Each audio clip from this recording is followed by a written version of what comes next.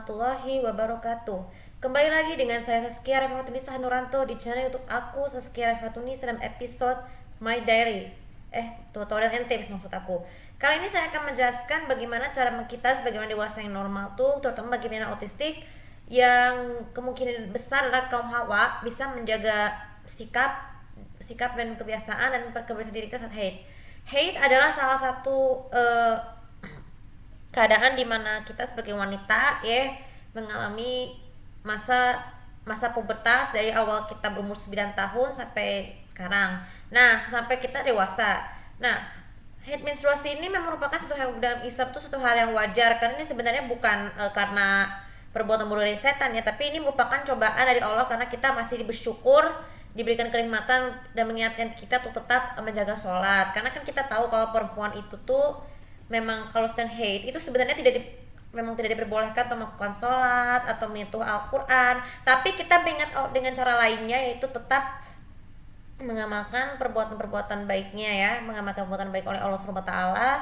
Dan kalau ketika sedang haid juga sikap dan perilaku kita tuh harus mengikuti kepercayaan diri dan tanggung jawab kita ya. Saya udah pernah sering bagaimana sih saya selama setiap bulannya saya mengidap haid, tapi saya masih bersyukur karena memang masih harus menghargai orang-orang yang perempuan, terutama perempuan yang tidak mengalami haid masih bisa beribadah. Karena kita harus tahu bahwa misalnya contoh seperti halnya kita di bulan puasa, kan bulan puasa itu kan bisa menahan sikap perilaku kita, apalagi kalau kita lagi haid ya. Haid itu kita tidak boleh melakukan hal-hal yang bisa merusak pahala puasanya orang lain ya bagi perempuan. Jadi misalnya contoh, kita kan lagi haid, kita harus makan makanan di tempat yang jauh dari mereka yang berpuasa, atau tidak perlu makan di belakang orang yang berpuasa ya. Jadi kalau sikap kebiasaan itu sikap kebiasaan saat haid yang pertama. Kalau yang kedua, jangan terlalu gelisah karena kita harus tahu bahwa darah dari yang keluar dari tubuh kita itu sebenarnya bukan darah setan ya, tapi kan kita tahu kalau darah itu merupakan hal-hal yang sangat diharamkan oleh agama, terutama dalam makanan. Kalau kita memakan darah itu akan mengakibatkan haram. Itu dengan cara mensucikan diri ya.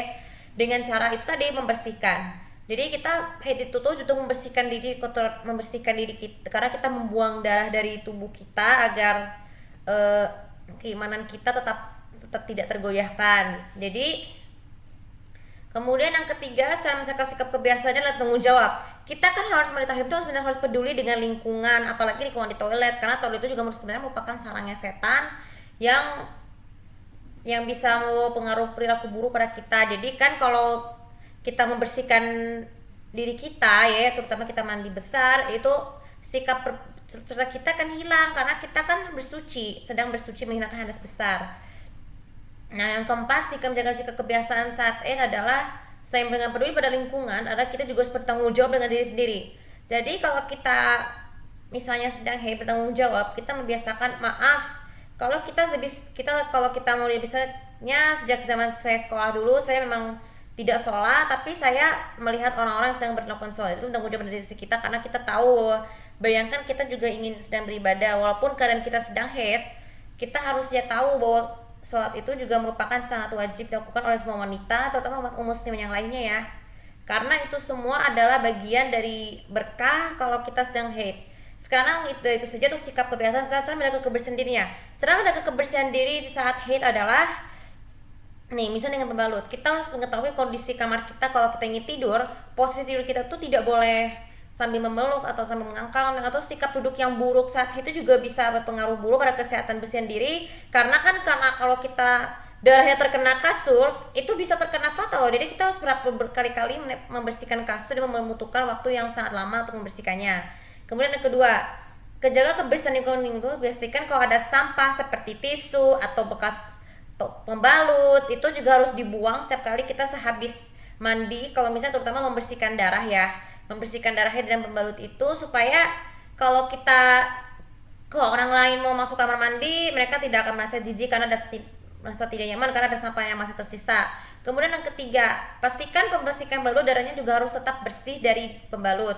Jadi kalau kita membersihkan pembalut dari darah sampai benar-benar bersih, itu kalau kita memeras itu akan menghilangkan sisa kotor kita, karena kita harus memeras pembalut dengan sangat kuat ya, supaya pada saat mau dibuang tetesan airnya dari pembalut yang kita cuci itu kan tidak menetes ke lantai ya, sehingga kalau orang lain lewat bisa jatuh. Kemudian yang kelima, ketika kita mencebok membersihkan hadas kecil ya, kalau kita mau bersihin itu kita harus menandakan sampai darahnya benar-benar hilang, karena kalau tidak hilang itu bisa pakai darahnya bisa bertambah banyak ya. Makanya boleh berlama-lama cebok sampai darahnya hilang, asal jangan terlalu berlebihan karena juga tidak baik, karena airnya kan mahal. Jadi tidak akan mungkin kalau kita membuang air sembarangan itu bisa mengakibatkan boros. Oke, jadi sedikit pesan nanti jantung aku, cara menjadi sikap kebersihan diri dan sikap kebiasaan itu juga sebenarnya bertanggung jawab sekali.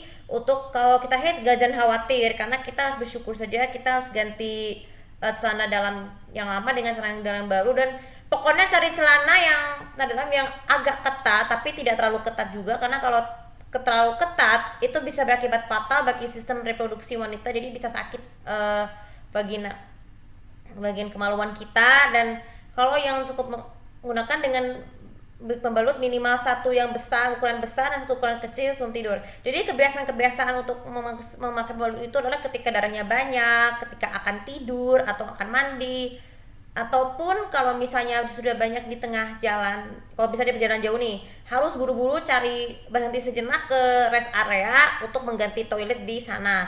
Oke, itu saja untuk video kali ini, semoga bisa bermanfaat. Dan jangan lupa seperti biasa untuk komen, like, dan subscribe channel di bawah ini untuk mendapatkan info lebih tentang aku. Terima kasih. Assalamualaikum warahmatullahi wabarakatuh.